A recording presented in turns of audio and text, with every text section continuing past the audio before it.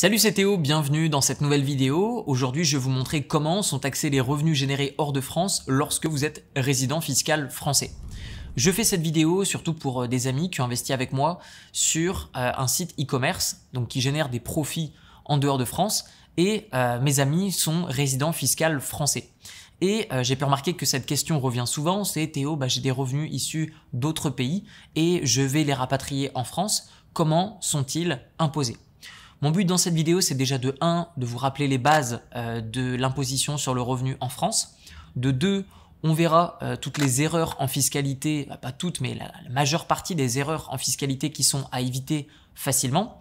Et de 3, je vous propose qu'on détaille ce qu'est qu'une convention de non-double imposition entre deux différents pays pour que vous compreniez bien comment ce système fonctionne.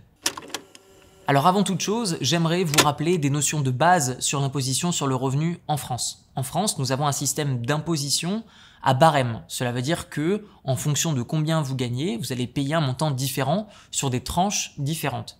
Je vous donne un exemple. Sur les 10 225 premiers euros que vous gagnez en France, vous n'êtes pas imposé. Sur la tranche qui va de 10 226 euros à 26 070 euros, vous paierez 11%. Sur la tranche de 26 071 euros à 74 545 euros, vous paierez 30% uniquement sur cette tranche-ci. Sur ce qui va aller de 74 546 à 160 336 euros, vous paierez 41%. Et ce qui va excéder 160 336 euros, vous paierez 45% d'imposition sur le revenu uniquement sur les euros qui vont excéder ce montant. Donc je vous donne un exemple, les personnes qui se diront je vais essayer de ne pas gagner plus pour ne pas passer dans la tranche supérieure, c'est une idée reçue parce que vous paierez uniquement l'impôt dans la tranche dans laquelle vous êtes sur le montant que vous avez gagné. Et tout ce qui va excéder va simplement, sur cet excédent, être imposé davantage. Donc j'aimerais vous donner un exemple concret. Admettons que cette année, vous avez gagné 120 000 euros, donc 10 000 euros par mois. Combien est-ce que vous allez payer d'impôts ? Eh bien, sur les 10 225 euros, vous ne paierez pas d'impôt. Sur la tranche entre 10 000 et 26 000, vous paierez 11%. Entre 26 et 74, vous paierez 30%. Et sur l'excédent, donc entre 74 000 et 120 000 euros, donc uniquement sur ce volume-là, vous paierez 41%. Donc vous ne paierez pas 41% sur la totalité de vos revenus. Notez également en France que vous avez accès au PFU, qui est une flat tax. PFU qui veut dire prélèvement forfaitaire unique. Vous avez 12,8% d'imposition sur le revenu et 17,2% de prélèvements sociaux. Donc il y a un simple calcul à faire. À partir de quel moment est-il intéressant pour vous de choisir une flat tax ou de choisir l'impôt au barème? Ça dépend évidemment de la nature de vos revenus. Je vous donne l'exemple d'un salaire. La plupart du temps, il sera plus intéressant d'accepter le prélèvement au barème. Et si vous versez par exemple des dividendes, des loyers, des plus-values, en fonction des années que vous allez faire, eh bien, il sera plus intéressant de choisir la flat tax. Notez que vous allez pouvoir utiliser la flat tax uniquement sur les dividendes et les plus-values que vous allez engranger. Par exemple, en bourse ou en immobilier typiquement. Maintenant, j'aimerais vous partager 3 erreurs qui sont communes en fiscalité, surtout auprès des entrepreneurs et investisseurs.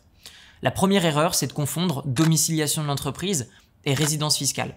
La domiciliation de l'entreprise, c'est la juridiction dans laquelle se trouve votre entreprise. Exemple concret, vous avez une société au Delaware, aux États-Unis, vous avez une société à Hong Kong. Et bien dans ce cas-là, les revenus, les bénéfices de l'entreprise sont taxés dans la juridiction en question. Et ensuite, lorsque vous vous reversez les dividendes, en fonction de où vous payez des impôts, ce sera l'impôt sur le revenu qui sera à payer dans l'endroit où est-ce que vous êtes. Il y a maintenant une deuxième erreur qui est aussi associée à ça, c'est la gestion des opérations de l'entreprise en France alors que l'entreprise est à l'étranger. Donc je vous donne un exemple, vous êtes résident fiscal français, vous avez créé une société au New Mexico, au Delaware, au Wyoming, vous avez créé une société n'importe où aux Bahamas, dans les îles Vierges britanniques et vous gérez cette entreprise depuis la France. Sachez que c'est légal de créer une société offshore, de créer une société à l'étranger. Cependant, si vous la gérez depuis la France, cette entreprise va être taxée comme une entreprise française. Donc, il n'y a pas d'intérêt que, éventuellement, l'anonymat dans des juridictions comme les États-Unis, puisque c'est le seul pays, à ma connaissance, au monde qui n'a pas signé les accords d'échange d'informations pour le moment. Donc, ces erreurs qui sont communes mènent à une seule finalité qui est le fait de faire de la fraude fiscale consciemment ou inconsciemment, qui mène évidemment à une punition fiscale qui est à la hauteur du crime, puisque vous devez faire très attention à ce que vous faites en France, surtout avec les impôts. Et enfin, la troisième erreur qui est un peu liée à tout ça, c'est le fait de ne pas avoir assez d'intérêt économique dans votre nouveau pays de résidence fiscale. Je vais vous donner une anecdote concrète. J'ai une connaissance qui a vendu une entreprise plusieurs millions d'euros en France. Il avait déjà déménagé à Malte, cependant, il n'avait pas assez créé d'intérêt économique, il ne vivait pas non plus là-bas depuis assez de temps. Il a été requalifié comme résident fiscal français au moment où il y a eu la cession de son entreprise. Et bien des années après, il a dû payer cette différence d'imposition, plus des frais, plus des prélèvements de retard, etc. Donc, pensez à lorsque vous déménagez dans un nouveau pays, déjà payez des impôts dans le nouveau pays en question, ayez des intérêts économiques, faites-en votre résidence habituelle, c'est-à-dire vivez vraiment à l'étranger et ne vivez pas simplement à l'étranger pour dire de ne pas payer d'impôts et vous y passez pas trop de temps et vous y vivez pas vraiment. Bref, à un moment ou à un autre, ça risque de se savoir.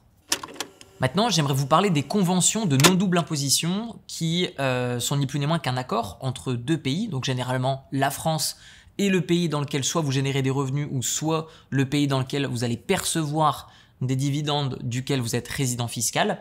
Je vous donne l'exemple de la Thaïlande, de la Hongrie, des États-Unis. Il y a énormément de pays qui ont des accords de non-double imposition avec la France.